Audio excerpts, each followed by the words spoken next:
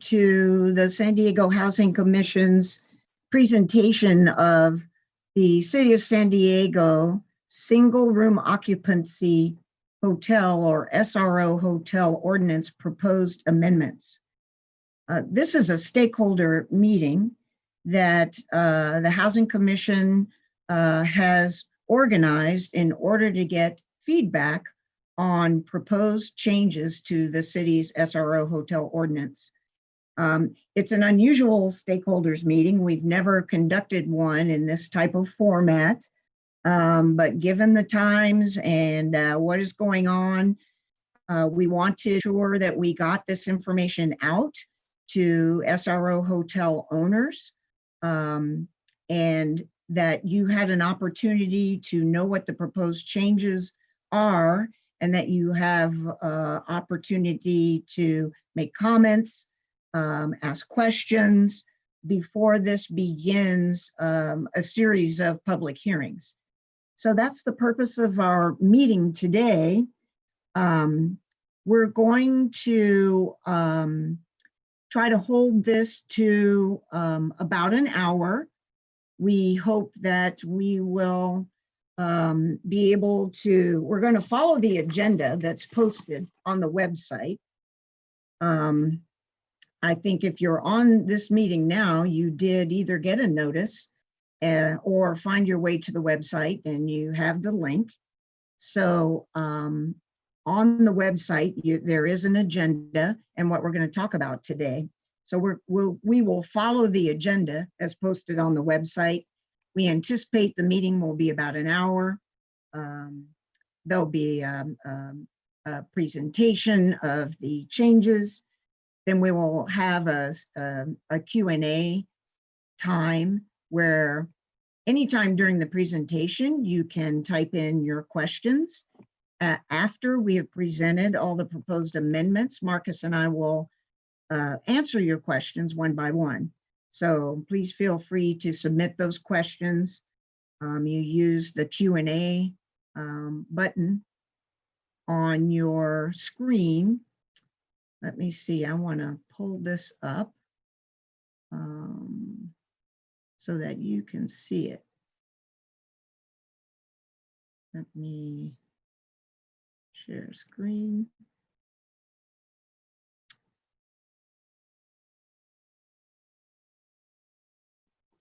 All right. To ask questions, click on the Q&A button on your ribbon. It'll be either across the bottom or across the top, and it'll give you a space where you can type in your question. So if you have questions after the meeting, or you have additional input, or you'd like to have more conversation, please send an email to srohotelordinance@sdhc.org and provide your name, the property that you are associated with. We will gather additional feedback through this email account. And also, we would like to have everyone's email. If you would like to receive future notifications via email, please write this email address so that we have your email on record. We are also sending out hard copy notices of meetings. So we'd like to do both of them. So please provide us your email address at that email. Okay. Now I would like to, we will go ahead and begin our presentation. Let me give you another slide.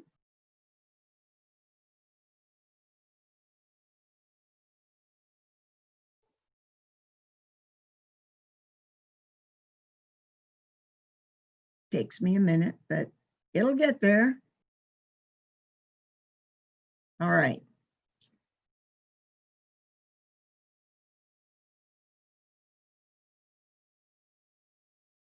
So in front of you on your screen, and Marcus, you can confirm that for me, you should have our list of proposed changes. This will be the next item that we discuss. I'd like to begin with introductions. I'm Wendy DeWitt, Vice President of Policy and Strategic Operations and Policy. And with me is Marcus Sproul. He's our Preservation Coordinator in Strategic Operations and Policy. A little background on how we got here with the SRO ordinance. On June 2nd, the San Diego City Council accepted the Housing Commission's report, Preserving Affordable Housing in the City of San Diego, and it was referred to the Land Use and Housing Committee for further action. The report includes a strategy framework that has 10 recommendations.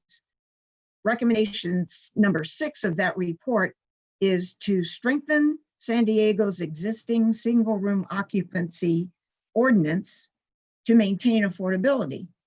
So this is part of an overall affordable housing preservation strategy that the city is considering right now. This particular activity has to do with the SRO hotel ordinance in the city. On June 24th, the Land Use and Housing Committee directed Housing Commission staff to return to that committee with a draft SRO policy for discussion.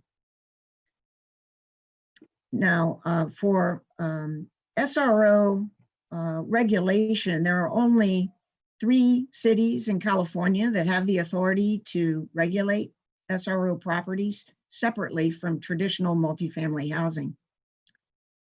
The San Diego Municipal Code designates the Housing Commission as the agency responsible for administering the city's SRO hotel regulations.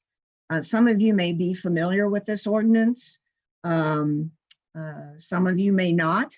It's San Diego Municipal Code section 143.0510. The stated purpose of these regulations is to ensure the retention of the existing number of SRO hotel rooms and provide assistance to tenants of SRO hotel rooms that will be displaced by demolition, conversion, or rehabilitation of existing SRO hotel rooms. The regulations are intended to benefit the general public by minimizing the adverse impact on the housing supply and on displaced persons, particularly those who are very low income, elderly, or disabled, resulting from the permanent or temporary loss of SRO hotel rooms through their demolition, conversion, or rehabilitation. The proposed amendments to the SRO hotel regulations that we'll discuss today are intended to enhance the administration of SRO hotels under this ordinance, improve the relocation assistance for tenants, but also incentivize preservation and offer alternative compliance methods to owners of SRO hotels. So next we'll describe the proposed amendments. There are 11 of them. These are conceptual amendments that have some detail. We will explain what they are and what they're intended to do. We'll go through these one by one, and then once again, we will follow with Q&A. So right now, I'll turn it over to Marcus to begin. He's going to describe to you basically the first half of the amendments, and then I'll pick up after that and we'll follow with Q&A. Marcus? Great. Thank you, Wendy. Good morning, everyone. I'm going to talk through the first 5 proposed amendments here, and we'll start right into it with the first proposal, and that is to conduct a process to identify and certify SRO hotel properties, providing the city with a more accurate way to identify the status of those SRO hotels, also to make sure that the number of SRO hotel units at those properties is accurate, and to provide some certainty to owners of the applicability of the regulations to their property. This certificate would be issued by the city and would be referred to when an application for demolition or conversion comes into the city. Currently, there isn't any provision like this in the existing SRO hotel ordinance, so this would be a new provision. And in the research that we did to prepare these proposed amendments, we found both San Francisco and LA, the other 2 cities that have SRO hotel ordinances, they do have a process like this. And the idea is that the commission would work with property owners to establish their SRO hotel property status, determine the number of SRO hotel units, the applicability of the ordinance, and then the city would certify the property. And really, again, this would make the status of the property clear to existing owners, potential buyers. Someone wants to come and buy the property, would be clear to them what the status is and how many units there are, and would also help commission staff who administer the ordinance make sure that they have an accurate accounting. And city development services staff at the counter, when applications come in, would be clearer to them what the property status is and the number of units. So pretty straightforward there, and really just a way to make the ordinance a little bit more easy to administer and a little more clear for everybody. The second proposal is to provide more flexibility to owners of SRO hotels built before 1990 by adding an exemption from the SRO hotel unit replacement requirement in exchange for the owner recording deed restrictions, affordability restrictions on the existing SRO hotel units, making them affordable to households earning 60% of area median income for 30 years. The other way that you could do that would be to sell the property to a nonprofit that would restrict those rents for 30 years to 60% of area median income. And again, the idea here is to provide some more flexibility, another way to meet these requirements. Currently, section 143.0520 of the existing ordinance does allow an exemption for SRO hotel conversion. That's when it converts to a very low, it would be 50% of area median income, or for the demolition and construction of a new very low income housing project, or the demolition or conversion to replace it with low income senior housing operated by a nonprofit. So this second proposal would add some more flexibility to those existing provisions. Just want to add here that section 143.0540 of the ordinance provides an exemption from SRO hotel unit replacement if the SRO hotel property was built prior to 1990 and the owner filed a notice to withdraw with the city before January 1st, 2004.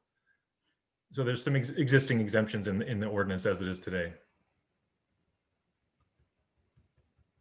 Another proposal would be to provide additional flexibility, and that's proposal number 3, which in the event of a demolition or conversion of an SRO hotel property that was built prior to 1990, would allow SRO hotel unit replacement outside of the same community planning area.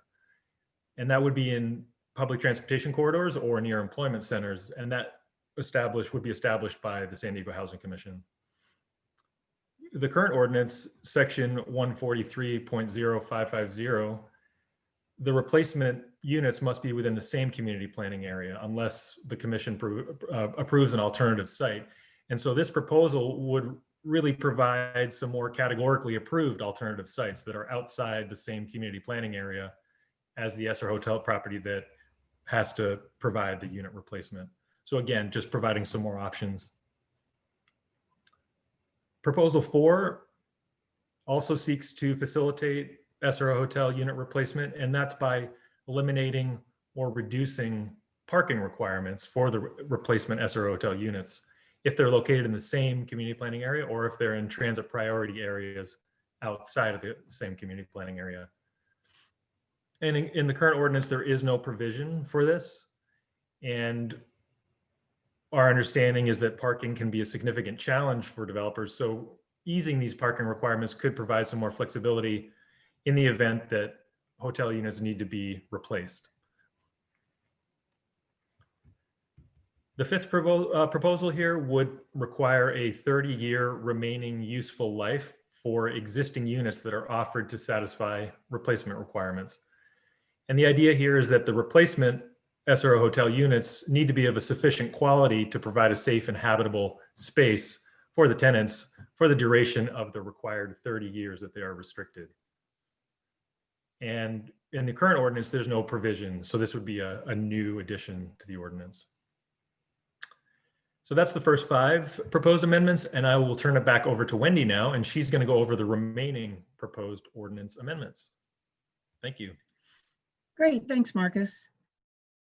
Number 6, allow owners to convert up to 20% of their SRO hotel rooms in exchange for recorded rental restrictions on the balance of the units at 60% of AMI for a term of 30 years. This is an option that we sort of heard from some owners of SRO hotels, and it's in response to trying to find ways that owners can generate some additional cash flow, maybe to do capital improvements or replace a roof, or things that need to be done to maintain the housing as affordable and keep it decent, safe, and sanitary. This would create a method that an owner could come in to the city or the Housing Commission and request a conversion and do it in an improved manner. So the idea is to limit it to 20%, and in exchange, there would be affordability covenants on the balance of the units to retain their affordability, but allow additional cash flow for improvements to the property. So that's the idea behind number 6. Number 7 is provide an opportunity for SRO hotel preservation by requiring a notice to the city of San Diego of an intent to sell, as well as a right of first offer for qualified nonprofits.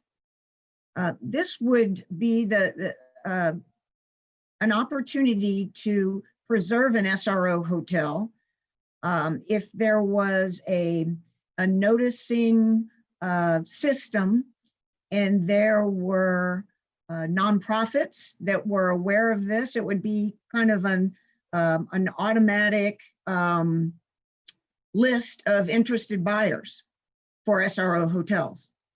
So it would also give the city a first right to purchase the hotel, whether it's the city or a qualified nonprofit, and therefore preserve the SRO hotel as affordable housing. Number 8, new development of SRO hotels are eligible for density bonuses and incentives in exchange for 55-year affordability is required under the city's density bonus ordinance provisions. This proposal is really to help SRO owners be aware of other opportunities that are available to them under city regulations. It might not be clear if you are not an affordable housing developer and you have not dealt with the density bonus ordinance or the city's inclusionary ordinance, but this will be a cross-reference in the SRO hotel regulations to make sure that SRO hotel owners are aware that they can utilize these other provisions to gain additional density on their sites if they're newly developing, which would be financially beneficial. Number 9 is another provision that is similar. This would allow SRO hotels to be receiver sites for other projects under the city's affordable housing requirements, where they have inclusionary obligations under the city's inclusionary ordinance. Or there's the opportunity to apply for the welfare property tax exemption on these units that are subject to affordability covenants. The city has recently amended the inclusionary housing regulations for the city, and it provides that SRO hotels can be provided in satisfaction of affordability requirements. So this, once again, is making SRO owners aware that if they agree to affordability covenants, they can make arrangements with another developer that has these affordability, can, in a sense, purchase those units from an SRO hotel owner by placing the affordability covenants on them and securing their affordability. So this could be another revenue generating activity that we wanted to make sure SRO hotel owners are aware of. The next item is that SRO hotels are eligible for preservation and rehabilitation financing from the Housing Commission when it's available, in exchange for affordability requirements and a right of first offer should the owner decide to sell. When we first began this process of proposed amendments, the Housing Commission was already working on a program that would provide preservation finance to what we call naturally occurring affordable housing throughout the city. The Housing Commission, in fact, has put that program together, and on August 31st issued a preservation notice of funding availability. The total is 21.6 million available for preservation of multifamily affordable rental housing. And it's divided up. 5 million is available for expiring deed restricted affordable housing, and up to almost 17 million for the preservation of what's called NOAA. And for instance, this could be an SRO hotel that has, naturally affordable rents, but no deed restrictions. So there's an opportunity to apply for financing to do rehabilitation or other improvements to the SRO hotel. The notice of funding availability is on the Housing Commission's website, and we will put that, we'll repeat the web address at the end of this webinar, but it's sdhc.org.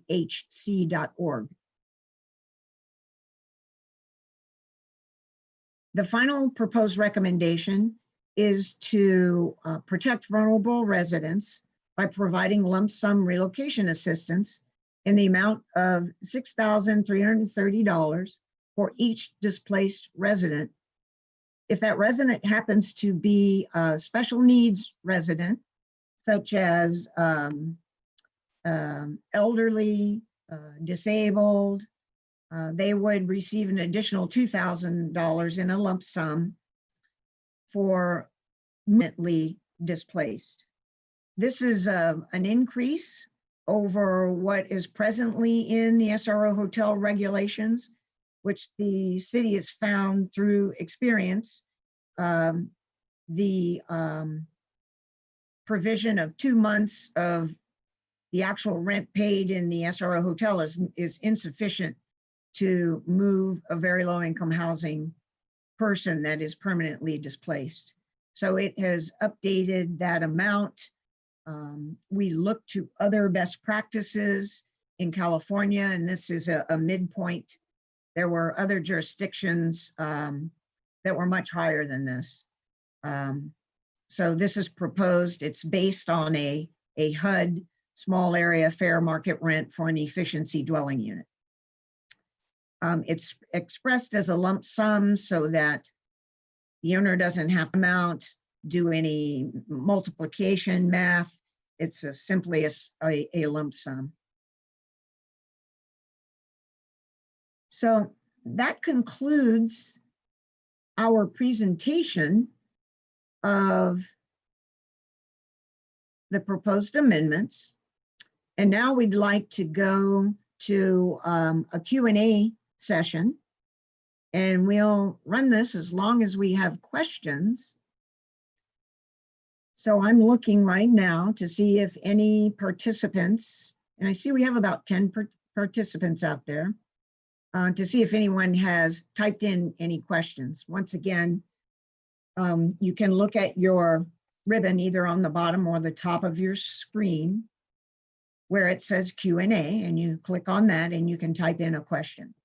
We're happy to answer any questions that you have addressed today. So we'll give you a couple of minutes. and see if we have any questions pop up. There's one. That was a test and it's working. Thank you very much for the test. All right, we have our first question. It's from Howard. The question is, what would the provisions of the right of first offer be? Well, the right of first offer, I can give you an example, but these have not been drafted. I can talk about best practices elsewhere and what that first offer looks like. What happens is, if it were written into the ordinance, there would be a requirement that the city be notified. The city would also have a list of qualified nonprofits that they have vetted that would be eligible to exercise a right of first offer. But basically it would require the owner to, one, provide those notices to the qualified nonprofits, or a notice of it when they intend to sell. The qualified nonprofits would then, if they are interested and have the resources, they can submit an offer to the owner. The owner has the ability to reject that offer and go ahead. There'd be a time frame, say, for example, 30 days. It would give the qualified nonprofits 30 days to make an offer to the owner. The owner may be interested in an offer, may also want to go out, but has to reserve that first 30 days to determine if there are interested nonprofits. If they agree, then that transaction can close. The owner would have the right to reject that first offer, but then could also go out and talk with other interested parties, but then that nonprofit would have a right of first refusal to purchase the property on the same terms and at the same amount. So that's just an example of what it would look like.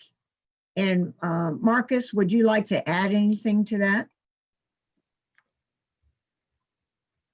Yeah, I think just to add a little bit is that potentially could be combined with the right of first refusal. So first the offer, and then if the owner decides to go to the open market, the nonprofit might still have that opportunity to make a matching offer. So it's sort of two part, but yeah, absolutely. I think that's the general principle. A lot of details would need to be worked out. So yeah, I think we covered it all. Okay, great. I have another question. Who should I contact if one of the properties is included on the SRO list, but should be on the replacement exemption list? This is what our first proposed amendment that Marcus talked about would vet out. And Marcus, would you like to answer that question, how that would be determined? Sure. Yeah, I think you're referring to a notice being submitted to the city to withdraw the property. I believe that's the question. And certainly the certification process would provide that. So the certification would provide whether a property is, what parts of the ordinance are applicable. So if the determination is made that the property is not subject to unit replacement, the certification would reflect that. And that's part of the idea, is that it would be very clear going forward to everybody, including the owner and potential buyers and city staff, commission staff, exactly what the status of the property is and what parts of the ordinance apply to it. And currently, I think if there are, correct me if I'm wrong, Wendy, but if there's questions about a property status currently, emailing commission staff or contacting commission staff currently is the best way to do that. Yes, they could use the SRO hotel ordinance email and say that identify the property, say that you believe it should be on the exemption list, and it can initiate that process. But as Marcus said, should these ordinance proposals pass, we would actually begin a verification and certification process for all of the SRO hotels that appear on the list. So I hope that answers your question. We have another question. What is the definition of the SRO room? And then my other question, well, actually, let's go to that. The current SRO hotel regulations don't offer a definition of the SRO room, so to speak. It's found in state law. And so the city relies on state law, but basically the SRO hotel may or may not have a kitchen and sanitary facilities. It is, to be an SRO hotel, it's a residential occupancy as opposed to a transient occupancy. In other words, the occupancy is for greater than 30 days. Size limits, let's see, I was going to, what I could do is send you, I don't want to read the entire paragraph, but I can send it to you on the SRO hotel email if you would like to do it that way. The second part of your question, my other question is, how do elderly and disabled access second floor only SROs, and who carries the liability in that situation?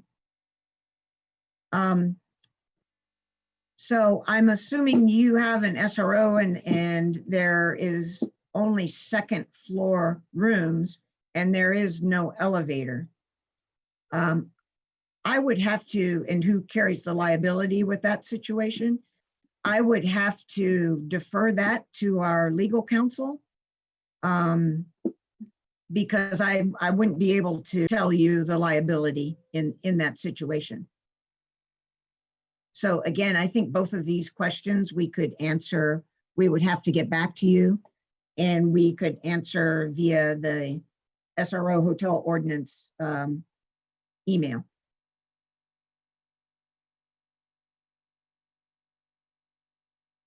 All right, Marcus, would you have any additional comments? Nope. Okay.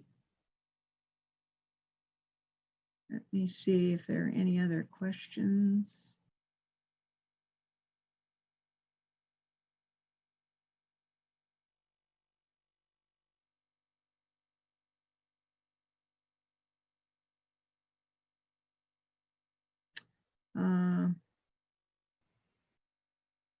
Not seeing any further questions. We'll give it another minute.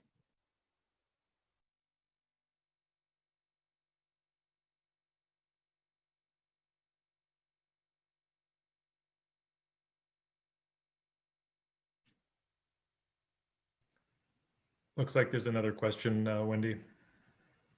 Okay, let's see. Yep, there is. Would the city purchase a mixed-use SRO/commercial property? Would the city purchase? Well, I'm assuming you would mean the city or maybe the Housing Commission. Occasionally, the Housing Commission does acquire properties, often through its development nonprofit, Housing Development Partners.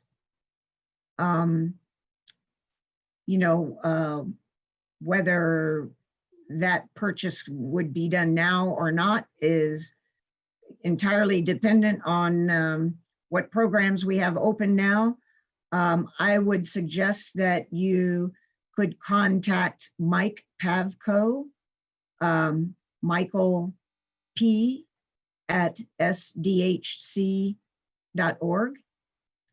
and let Mike know about the property that you have in mind, and he could better inform you as to the commission's status on acquiring properties and whether this one would be a suitable property.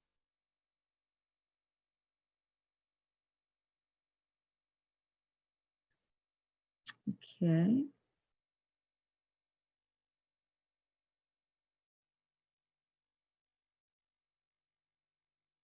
Any others? I saw another one popped up. Thanks for answering my questions. You're welcome.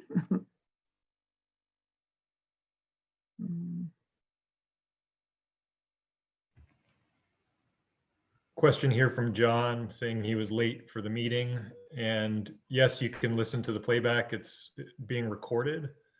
And I think Wendy will put up the link. It's on the San Diego Housing Commission website. She'll put up the link at the end of the meeting here so you can write that down, and it'll actually show the entire presentation.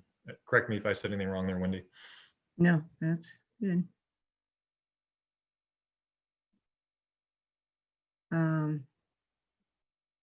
Okay. Any other questions?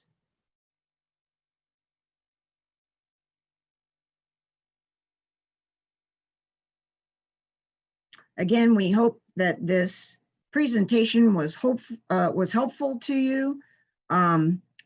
You know, it's a little bit awkward holding a stakeholder meeting in this fashion, but again, we wanted to get the information out to everyone. We hope everyone has received a hard copy notice. If you know any SRO owners that you thought might be here, but they're not, please let them know. We anticipate that there will be future public meetings as these proposals move forward. They are not presently scheduled, but we will make this group aware of the date and time, and make sure everyone knows. There may be additional stakeholder meetings that we will put together, and again, we'll let everyone know. And when this returns to the Land Use and Housing Committee, we will also anticipate from there that it could potentially go to City Council. So that would be the path that things would take after we go through a stakeholder review, and we incorporate stakeholder comments as we move forward. So let's see if we have any more questions. Wendy, looks like a question came in through chat from John here. And he's Okay. asking, what is the replacement cost if the nonprofits reject the offer to purchase? Okay, if the replacement cost, well, if you are offering your property for sale and the nonprofit does not want to purchase it at either because they don't have the resources, or maybe they didn't express the interest at first at their right of first offer, you've negotiated a price with another potential purchaser, and now that qualified nonprofit has a right of first refusal. So they can refuse, but then that would allow you the ability to go ahead and sell your property to the interested purchaser. So there's not really a replacement cost in this scenario, unless, I mean, you're selling your property. If the future buyer is going to convert or demolish, they would be responsible for a replacement cost if in fact this particular SRO hotel that you're talking about is subject to that requirement. But you're able to sell it to another buyer at what they're willing to pay. However, if this if this notice and right of first offer and right of first refusal is implemented, then you would go through the process with the qualified nonprofits first before you would sell to another buyer.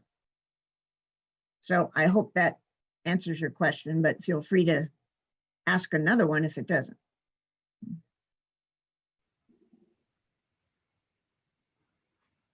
Looks like a follow-up question again from John. What is the replacement cost currently? Oh, the formula. If an owner is to pay the replacement cost, there is a formula that the Housing Commission uses, and I can tell you generally what it is, but it's an actual square foot construction cost. It's updated, but the formula takes the square foot construction cost as well as land cost, and that is a piece of land that is large enough to accommodate however many units you have to replace. And it's the square foot construction cost is multiplied by the square footage of the SRO unit that is being converted or lost.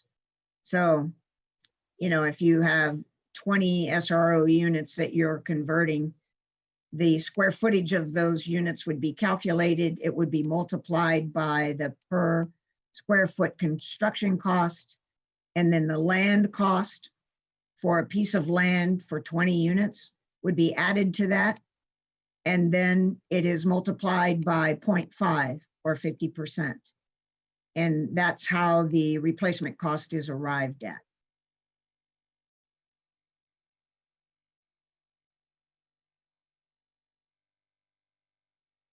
Hope that answers your question. Let's see. What is the replacement cost currently? Yeah. Looks like there's another question in the Q&A, Wendy, from Will Okay. Newburn. Thanks for seeing those. We have another question. I have a significant issue with the first right of refusal. Historically, this chills the market and costs the seller money. Hopefully, the right of first refusal is not going to drag out your purchase scenario to an unreasonable amount, so that it would chill your ability to sell the property. I think another viewpoint is that it helps create a pool of interested buyers. So that's the other reason it's that hopefully it does not chill the demand for the property. But I hear you, and we will take your comment forward.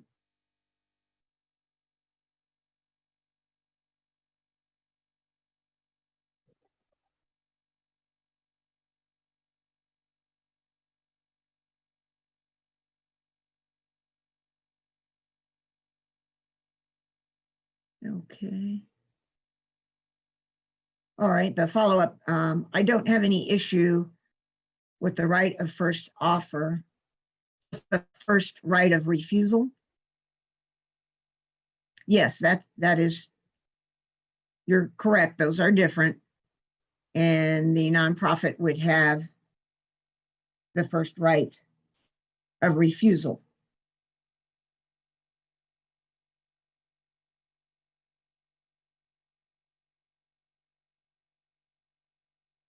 And again, hopefully, you know, it's the interest of the city in preserving the units as affordable. And that's the reason to offer this to a qualified nonprofit that must continue to operate the property as affordable. So we'll record your input.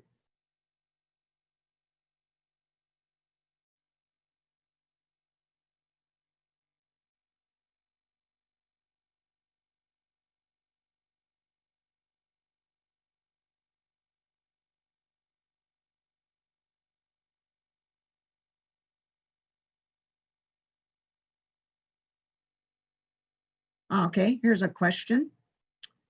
Is the welfare exemption available to for-profits, the property tax exemption? Currently, it is not. So if an owner that was not a nonprofit wanted to take advantage of this tax exemption, and you probably know, there need to be recorded covenants, and the operator would need to be a nonprofit entity. So if an owner wanted to take advantage of this, they would have to restructure the operation, the management of their property, and have actual recorded covenants. There is interest, and it has been taken forward to the state legislature on a number of occasions to expand the welfare exemption. And that is one thing that the Housing Commission has looked at and been interested in, is expanding it to private, even if it's a pilot, to get something like that going, because it would be very beneficial. It would expand the affordable housing stock rather rapidly, as a very strong incentive. So no, it is not, but we hope at some time in the future that this tax exemption would be available to a for-profit owner operator.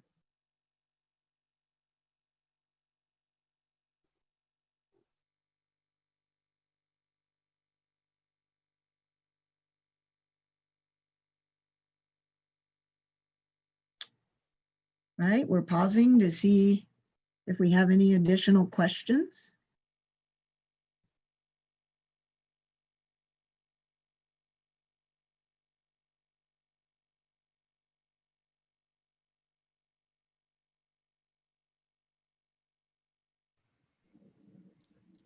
Question in here in chat, Wendy, about the current rent amount at 60% of area median income. I can pull up a chart if you like. Sure. I can find it. Yeah. I'm looking to see if I have one here. I found one here. Did you? Okay. Yeah.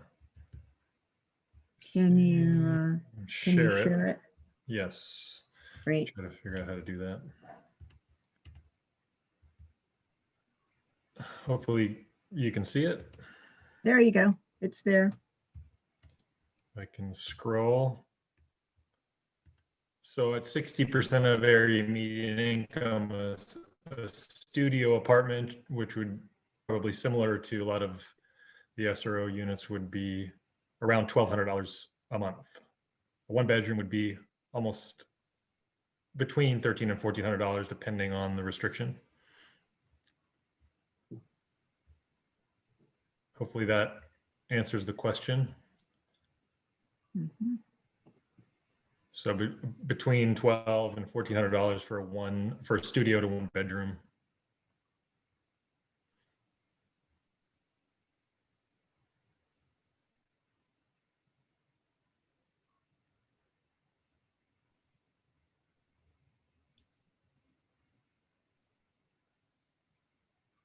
Okay. See if we have any.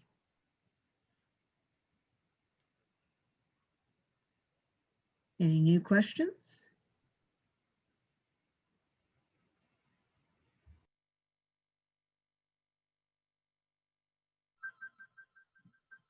Hmm.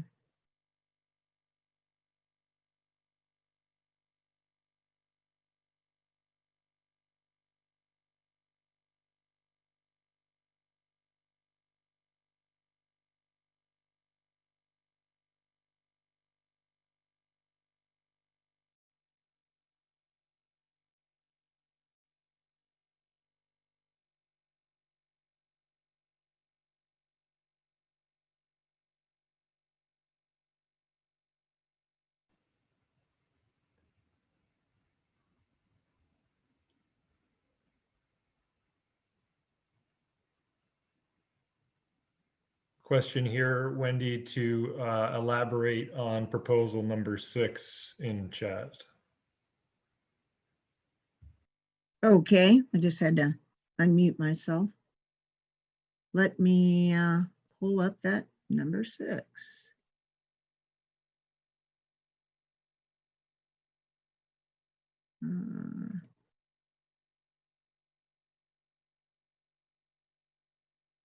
Okay, where is it?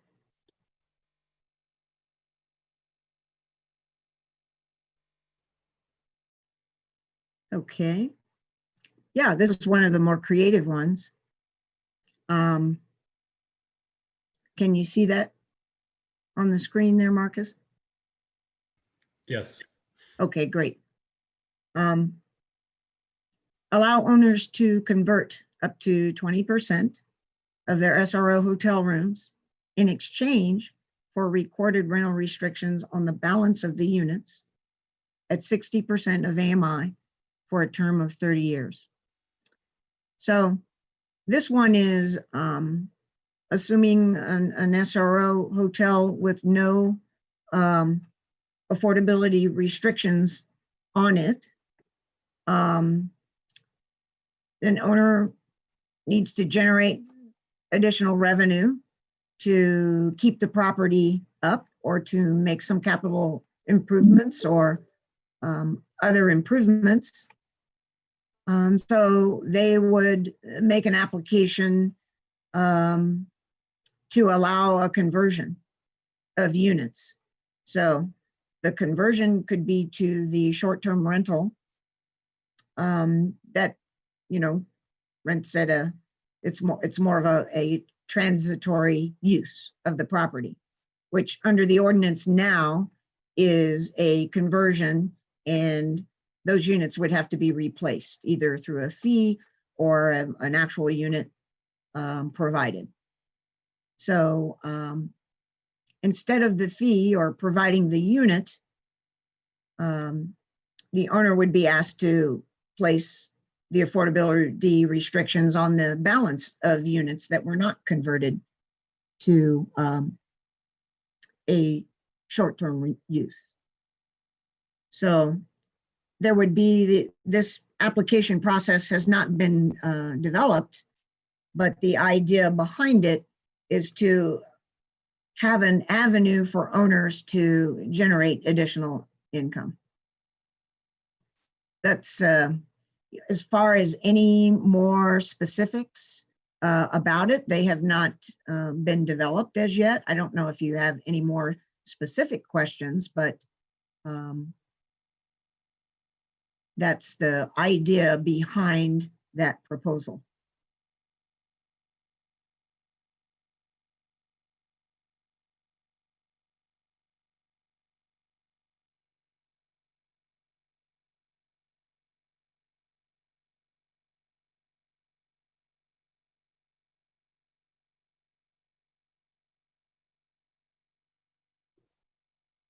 Okay.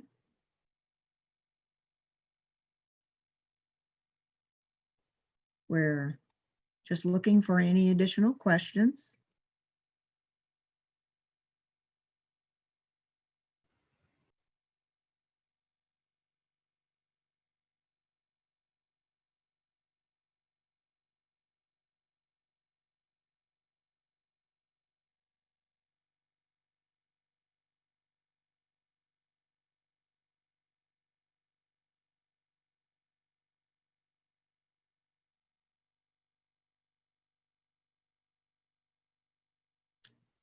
Okay.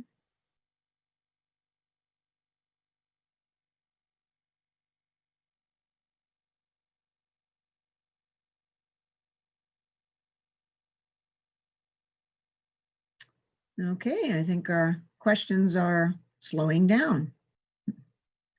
We have a few minutes remaining in case there are any last minute questions.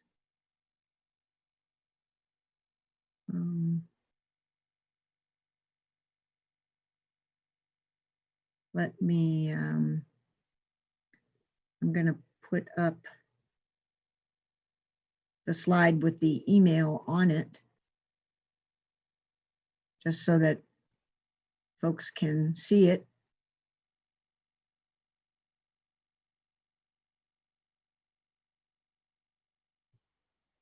In case you come up with any questions after this meeting. Okay.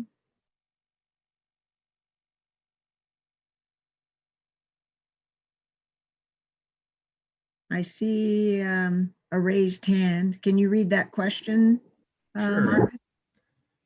Do you have any maps or guidelines where the public transportation corridors are with reference to the third proposed amendment? That's the outside of the community planning area. Sure. The city of San Diego has established transit priority areas throughout the city of San Diego. They are mapped. Probably you can get more detail if it's by community plan. Those maps are available from the city of San Diego, and you probably can view them online. I haven't tried to do that, but in the planning department, community plans, that's where I would look. And if you have any difficulty, let us know and we'll help you find those. But the city does have it mapped out and they are available to the public. And I would look online to get that. sandiego.gov.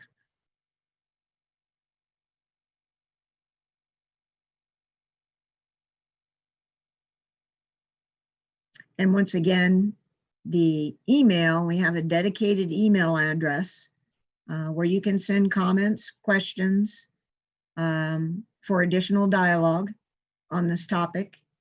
And also, you can just email it with your name and the property you are associated with, and we'll put you on our email list. And that way you'll get future notices via email, as well as notifications of future stakeholder meetings and future public hearings on the SRO topic. It's SRO Hotel Ordinance, all one word, at sdhc.org.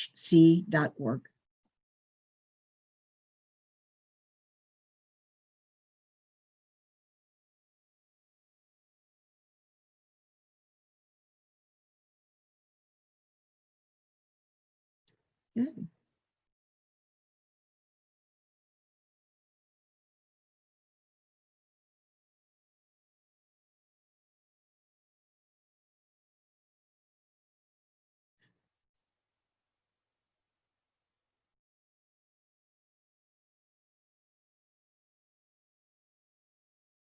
All right, one last call for questions.